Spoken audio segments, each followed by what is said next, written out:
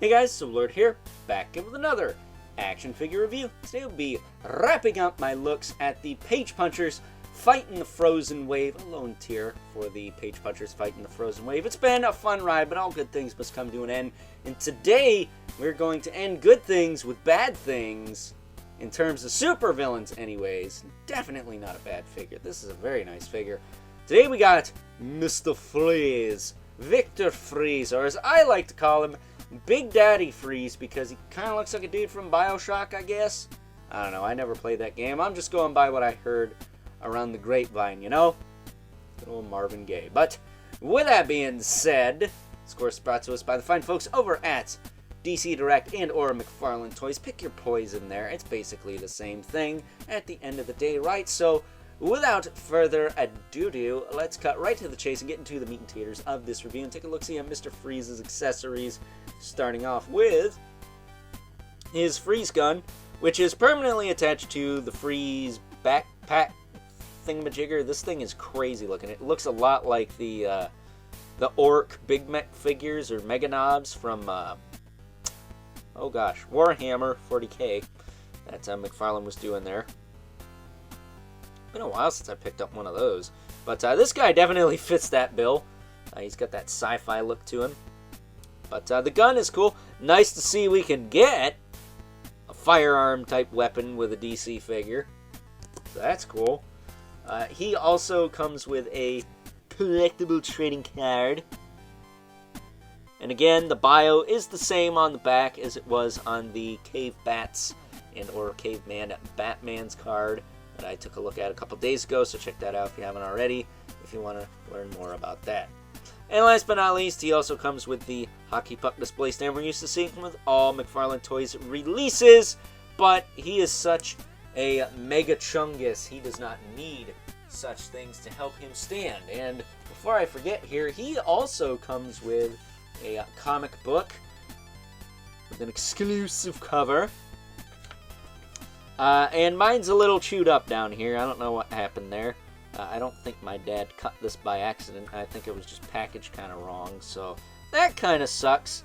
I like to keep my comics in decent shape and a little better than that. But I guess it is what it is. At the very least, the front ain't damaged, which is kind of the important part. So whatever. So with that being said, let's take a look-see at this freaking chunky monkey of a figure here. I mean, I swear I could break a window with this thing. It's so heavy. I gotta tell you though, while it does look like what's his face from BioShock, oh, he got some little canisters on his belt. That's pretty cool. He's getting distracted by my own figure that I'm reviewing here. I gotta tell you, to me, he looks a lot like a roided out Captain Cutler from Scooby-Doo. I'd love to see someone take this guy and make a custom out of him. Because if you just put a tube sticking out of his head, he's already got a helmet like that. Just need the little earpieces. You can even see, I think you can see in there, he's got little red eyes. Kind of creepy looking. But he does have some ice hanging off him on his wrist there. He's got it hanging off the shoulders. And not so much the legs, really. Got maybe a little bit, but not a ton. Same with this arm, nothing really on that side either. It just seems to be on this side and on the shoulders, primarily. Again, he's got little canisters on his belt. That's pretty cool. He's got some little, looks like some gauges here. He's got something there. He's got a peg hole in the back for the backpack. I'll have that on for final thoughts. He's got some knee pads, big kind of shoulder piece, and then the big metal helmet, which surprisingly gets really good range. Look at that. Holy crap. Stick your disc hinge up your arse and give me 4 chicken McNuggets, Marvel Legends people. That is the type of range you can get with a really well implemented ball peg. He is looking straight up and his head is a ball. So that is crazy. Can't get a ton of down, but you can get a little bit. You can get a little bit of shift too. Decent enough tilt. Rotate side to side. Shoulders go out to the side. Okay, he's got that rotator kind of thing going on, but it doesn't get a ton of range. Can get some rotation forward and back. He does have a single elbow there, as well as a swivel in the wrist. or swivel in the elbow, and a swivel in the wrist with a hinge. He does not have ball hinge hands. I'm surprised he doesn't, because I've seen bigger figures with ball hinge hands, but whatever. That does kind of suck, though. He doesn't have the right hinge for a trigger finger, but whatever. He only has the one. He's got a waist twist. Pretty locked down, but it does get a little bit of crunch forward and back. Not too bad. Very, stylized like a figure, so I'll let it slide. Hips can kick out. He can kick back down. A little loose, but not terrible. He can kick forward and back. He's got a very generous thigh cut for how big he is. He's got a swivel in the knee, as well as a hinge. You get like 3 notches out of that. But you can't straighten the leg out all the way, which kind of sucks. But he is almost kind of pre-posed anyways, so that's okay, I guess. He does have a rocker.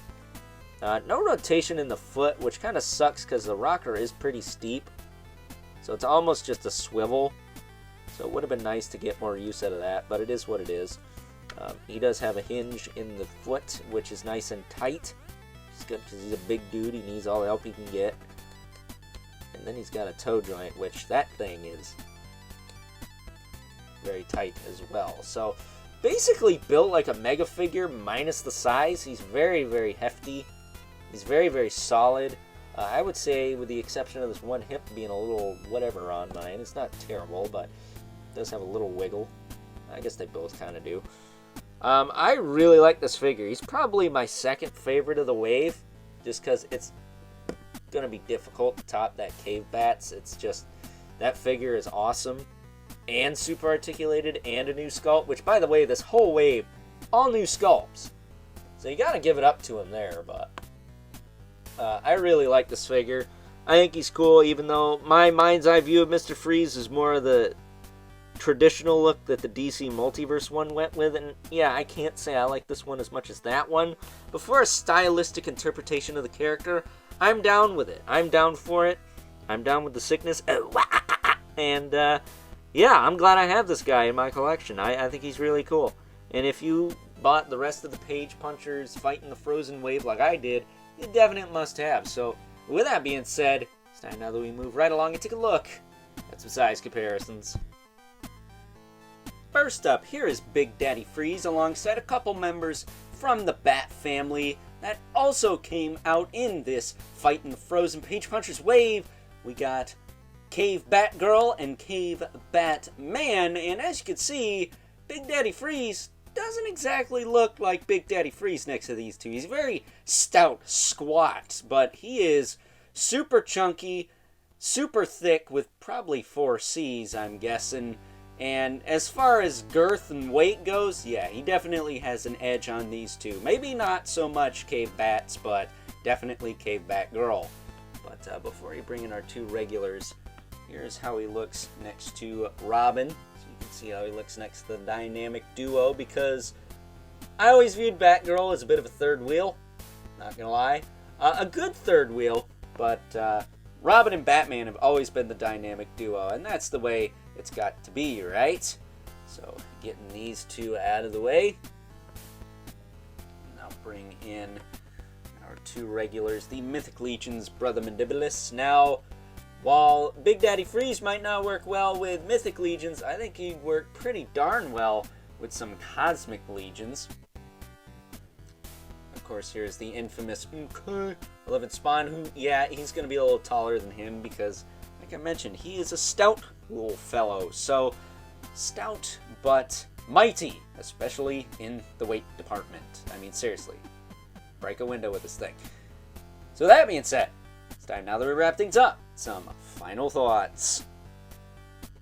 Overall, and while he doesn't look like he came straight from a place right out of history like the rest of this Page Punchers Fightin' the Frozen Wave, I gotta say that good old Mr. Freeze here is hands down my second favorite figure of the wave, next to good old Cave Bats, of course, because, well, for starters, bang for your buck value.